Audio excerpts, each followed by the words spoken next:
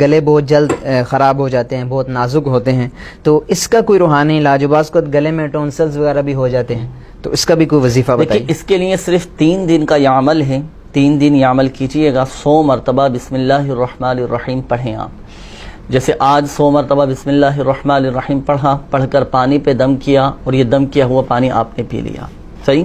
پھر کل دوسرے دن اسی طرح عمل کریں، پھر اس سے اگلے دن اسی طرح 100 مرتبہ پڑھ کر پانی پہ دم کر کے آپ پیئیں۔ 3 دن کا یہ عمل ہے کہ بدن میں درد یا کسی بھی چیز کی شکایت ہو، گلا خراب ہو، 3 دن تک صرف 100 مرتبہ 100 ٹائمز اول و آخر درود پاک کے ساتھ پڑھ کر پانی پہ دم کر کے آپ پی لیں، انشاءاللہ عز و جل گلا آپ کا سیٹ ہو جائے گا، طبیعت بہتر ہو جائے گی۔ اب ایک مشورہ میں آپ کو دوں گا، دیکھیں ٹھنڈے مشروبات،